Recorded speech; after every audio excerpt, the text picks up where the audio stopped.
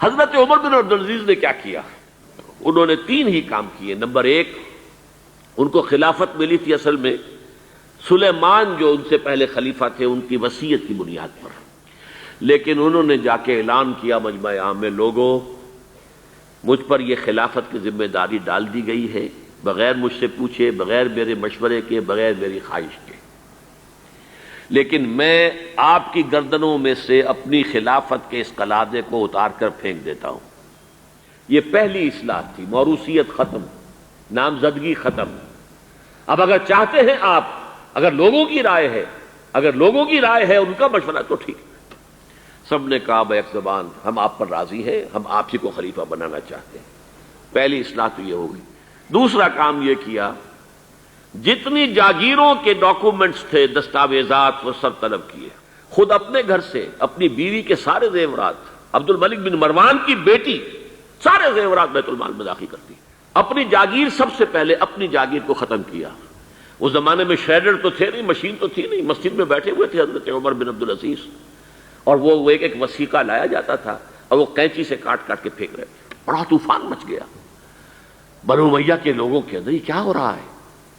ایک وفد بھی آیا کہ دیکھیے آپ اپنے سے پہلے لوگ جو کچھ انہوں نے کیا تھا، آپ اب جو چاہیں آپ کریں، لیکن پہلے جن لوگوں نے جو کچھ کیا ہے اس کی نفی تو نہ کیجیے۔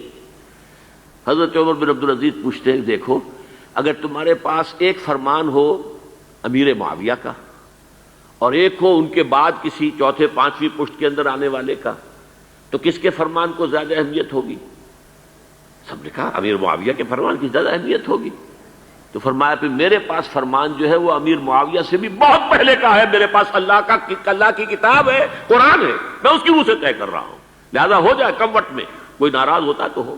ساری جاگیریں ختم کر دی۔ نمبر 3، واقعہ یہ ہے کہ خود اپنی زندگی کے اندر جو عسرت اور جو تنگ دستی اور جو سادگی اختیار کی ہے، میں سمجھتا ہوں غالباً اس میں وہ حضرت ابوبکر حضرت عمر کو بھی مات دے گئے ہیں رضی اللہ تعالیٰ عنہ۔ حالانکہ بڑے ہی ایک تو حسین اور جمیل انسان تھے، خوش شکل، خوش لباس، شہزادے تھے، گورنر بھی رہے تھے، پھر ان کے والد جو ہے طویل عرصے تک مصر کے گورنر تھے، وہاں ان کی پرورش ہوئی تھی گورنر کے بیٹے کی حیثیت سے، اعلیٰ لباس پہنتے تھے، خوشبو کے اندر اس طریقے سے بسا ہوا کہ جہاں سے گزر گئے ہیں پورا راستہ معطر ہو جاتا تھا۔ لیکن اب اچانک جو آیا ہے، جیسے ہی یہ بیعت ہوئی ہے خلافت کی، ان کی اہلیہ کہتی ہیں، حضرت فاطمہ ان کا نام تھا، کہ آ کر بیٹھ کر اور مصلے پر رونا شروع کر دیا۔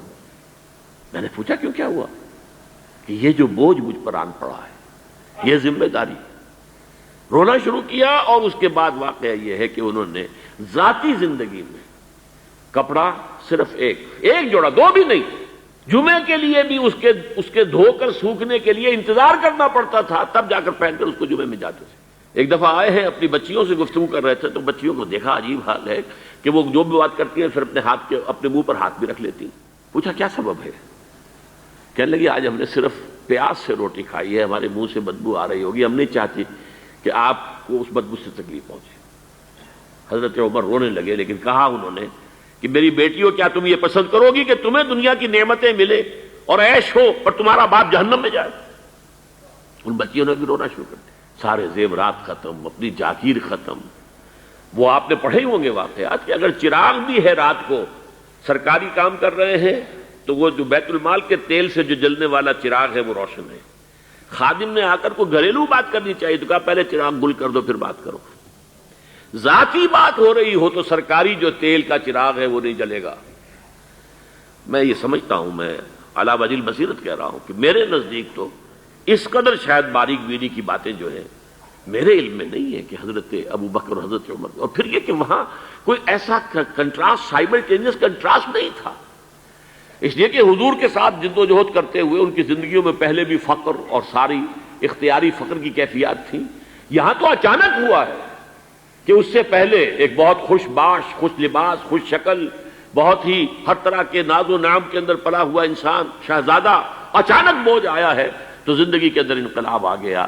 یہ ہے خلیفہ اول، خلیفہ خامس ان کو کہا جاتا ہے، خلافت راشدہ میں شامل کیا جاتا ہے، اور یہ ہے سلسلہ تجدید خلافت کی پہلی کڑی، اور اس کو ہم کہیں گے یہ تجدید کامل تھی، کیونکہ ابھی خرابی آئی ہی صرف نظام حکومت میں تھی، اسی کو آپ نے درست کر دیا۔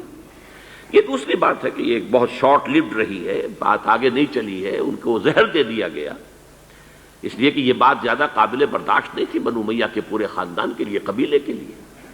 انہیں گمان غالب یہی ہے کہ زہر دے کر جو ہے انہیں شہید کیا گیا ہے، لیکن بہرحال یہ پہلی کڑی ہے عمر بن عبد العزیز رحمۃ اللہ علیہ۔